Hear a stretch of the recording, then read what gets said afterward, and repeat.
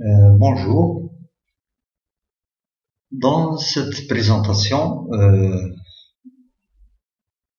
on vous donne le résumé du cours d'analyse combinatoire. Alors, si vous avez un problème d'analyse combinatoire devant vous, un exercice d'analyse combinatoire ou bien de probabilité, la première des choses que vous allez faire, c'est de lire bien le texte et de vérifier, bien de tester si l'ordre est important ou bien non.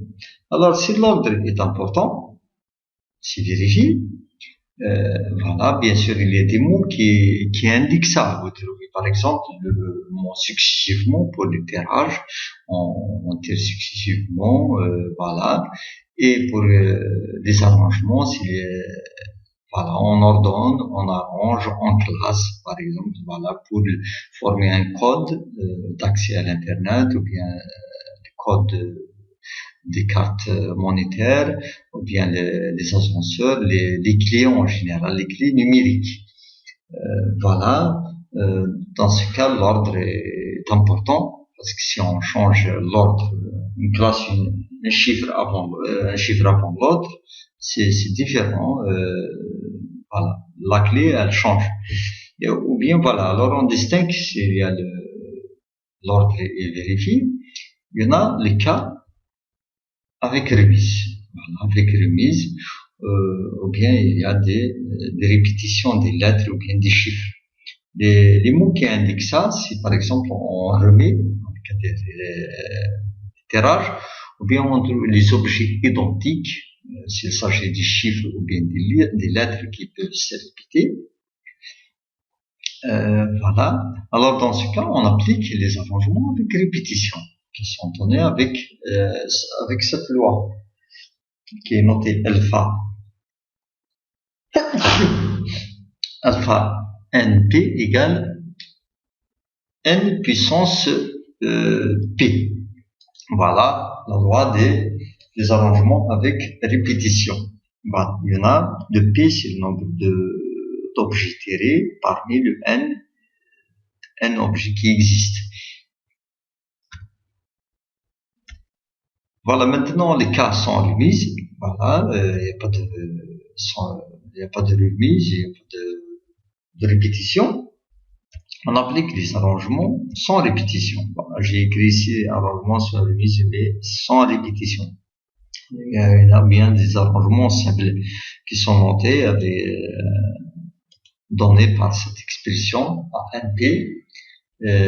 Voilà, n factoriel divisé sur n moins p factoriel. Maintenant, voilà, toujours on reste dans le cas de l'ordre est vérifié, et bien, est important. Et dans le cas maintenant, n égale p. Tous les objets sont concernés par l'arrangement, ou bien par le classement, ou bien par l'ordre, on les ordonne, ou bien on les classe, ou bien, voilà, tous les objets essentiels n égale p. Tous les objets qui sont concernés par l'opération soit de tirage, ou bien l'opération de classer, ou bien l'opération de faire ranger, dans un casier, s'il s'agit par exemple d'un nombre de livres que vous devrez ranger dans un casier qui contient un tel nombre de cases. Voilà, dans ce cas, on applique les permutations. Voilà, alors il y en a des cas, s'il n'y a pas de répétition, alors on applique les permutations simples, parce que les objets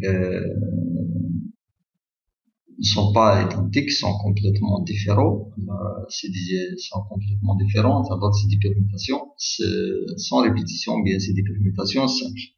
Alors si maintenant des objets sont identiques, ou bien il y a des objets qui se répètent, des lettres qui se répètent, ou bien des chiffres qui se répètent, voilà, alors on applique les permutations avec répétition. Voilà, les permutations avec répétition. Voilà, juste il y a un oubli ici. Voilà, permutation avec répétition.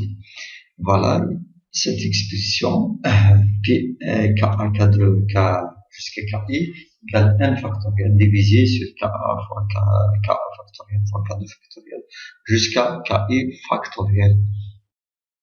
Voilà, alors les KI et KA jusqu'à KI, sont le KA, K2 jusqu'à KI sont le nombre de répétitions de chaque objet. Voilà, alors dans les cas, ici juste les cas pour l'ordre est important, voilà, il y en a 4 lois. La première loi, c'est celle-là, je vais faire le pointeur laser, c'est cette loi, c'est arrangement avec répétition.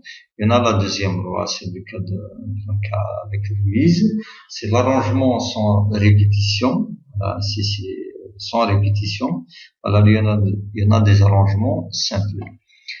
Alors, pour les permutations, dans les cas n égale p, tous les objets sont concernés par l'opération d'arrangement ou bien de classement.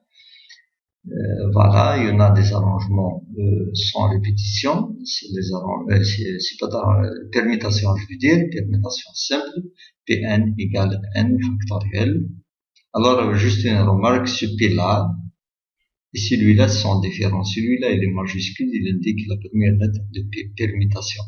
Par contre, ici, c'est le nombre d'objets tirés ou bien classés parmi les objets qui existent. L'ensemble du nombre d'objets total. Voilà. Et il y en a la quatrième loi, c'est les permutations avec répétition. Alors, il nous reste le cas, c'est le cas contraire. Maintenant, si l'ordre n'est pas important, voilà, dans le cas négatif, l'ordre n'est pas important. Voilà, il y a des mots qui indiquent ça, hein, en même temps, par exemple, le tirage en même temps, successif, et simultanément, je veux dire, voilà, en même temps, simultanément, sélection, par exemple, tel nombre parmi un groupe, un tel nombre d'étudiants, parmi, si on veut former un comité par exemple, ou bien les représentants des étudiants, directement, voilà, on va prendre un petit groupe parmi un grand groupe, voilà. Alors dans ce cas, si l'ordre n'est pas important, on applique la loi des combinaisons, voilà, qui est donnée par cette expression, si n p égale 1 factoriel sur n moins p, factoriel fois p factoriel. Voilà, tout ça c'est, il y en a en fait, il y en a 5 lois. Voilà, 1, 2, 3, 4 et 5 lois. Voilà, tout ça c'est le résumé du cours analyse combinatoire. Je vous remercie pour votre attention. Voilà, à la prochaine.